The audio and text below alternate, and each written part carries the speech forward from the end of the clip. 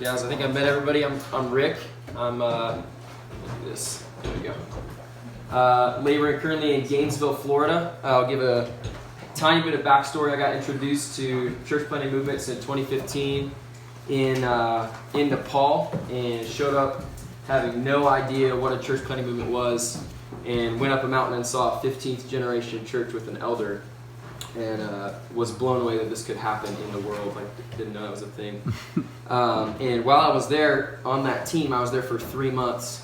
There was a couple there who saw everything that was happening and said, "Hey, we feel like we didn't know what we signed up for when we joined this mission organization," and they left the field. They were there for several years. They left the field like in the middle of this explosive movement, and so it had kind of stirred in me that folks were mobilizing. I had a call to mobilize for a long time, but they were mobilizing without ever seeing movement on the front end. So came back to Florida, started just sharing the gospel in my own neighborhood, got introduced to Troy Cooper, some of you know him, and just got a heart for movement to mobilization, and what would it look like if the lost in my state in Florida heard the gospel, and then those folks were mobilized as movement was happening here.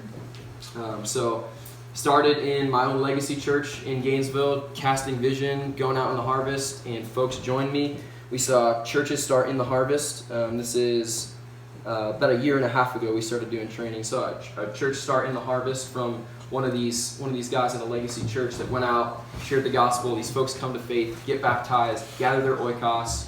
Church starts, and it's like maybe 2 months into this new church, and the legacy church says, "Hey, this looked good on paper, but they just pumped the brakes and said, hey, they need to be connected." So they kind of dissolved that, brought them into the legacy church, and I was pretty crushed and discouraged. But God began to work in me through that season. That it was like, listen, are you gonna tie yourself to the harvest, or are you gonna tie yourself to to people? And my call was the harvest. So we just started faithfully sharing. This team formed in Gainesville. Had one of my Timothys that Tom mentioned. This guy who is incredible leader. His name's Dan, and we got to start serving together. About a year ago, so 6 months into this work in Gainesville, took a trip to Southern California where there started to be some buzz about church planting movements, and what it would look like to reach Southern California. So I want to talk mostly about what we're starting to see in Southern California. But so very quickly after that trip, it went from this buzz about training and 4 fields to teams that solidified. And so now in Southern California there are 6 teams that are solid. There's probably more, but 6 that are really committed to ownership in San Diego, Long Beach, Biola University, Pasadena, at UCLA, and in Malibu. And there's a few more, but those are probably 6 of the most solid.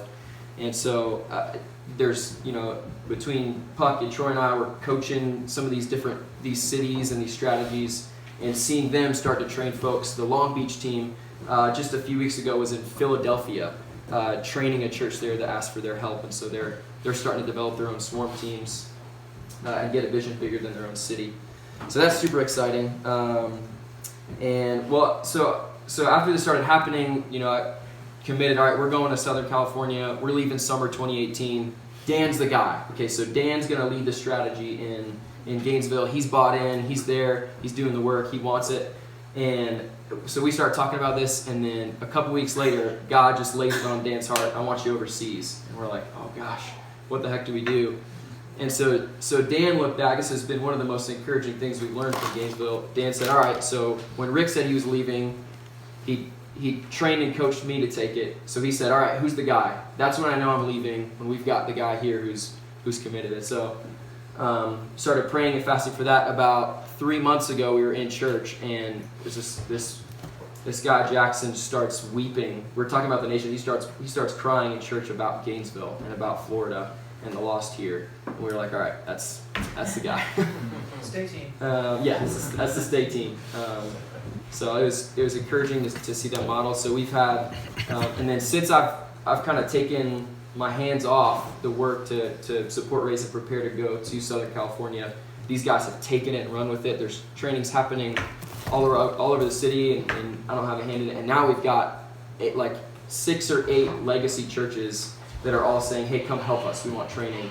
And you know, I've been around, so they're asking me, I'm like, hey, I'm leaving, here's these guys. And they've got a team that they're stewarding now. So Gainesville is very churched, and so one of the, you know, there's a street on Gainesville, 39th Avenue, and it has like 35 churches on this one road. I mean, just, it's absurd. And then there's lots of campus ministries, so there's a lot of ministry happening in Gainesville. And it seems like through GCL and Mateo and what Pastors Matt and Justin are doing there, there's ownership of church planting happening on the university campus. And then through the teams that we're starting to see, there's ownership among the other segments throughout the city. So it seems like the pattern has gone from, okay, people are talking about this, to hitting the harvest, 0 to 1, and now all of a sudden they're starting to see this commitment. And so what we saw happen in Gainesville is now happening in Long Beach or in Southern California among these teams like Long Beach, where it goes from, there's a season of campaigning, and then there's getting the harvest, and then people are like, oh, this is serious, and there becomes the commitment. And a lot of it is through the residencies that we're seeing. So yeah, looking ahead to Southern California, I think a stuckage there is definitely the breakdown of oikos. We've seen a lot of pushback on House of Peace search, especially in places like Malibu, where it's physically impossible to do a House of Peace search there. And so we've got to go after oikos, but the oikos is very broken down, and you know, there's not a lot of relational connection, and if there is, it's very scattered. You can climb some of those gates pretty easily. In a class. Yeah. Start a kill ministry. That's right. Can you talk to Rottweiler? So yeah, looking ahead, that's one of the big things is how do we engage the networks that are there, and what does it look like to gather people that are really, really spread even within Southern California. So yeah, and in the midst of so the 3-year vision, Southern California is 500 teams, church planting in Southern California across 7 counties. And in the midst of that, my wife Jenny and I have committed to see a team raised up from there to go together to Pakistan. And so seeing that come full circle, how God's lining it up from this call overseas to I want you here in the U.S. going after movement, and now that mobilization is on the horizon, but movement is the focus. So that's been encouraging.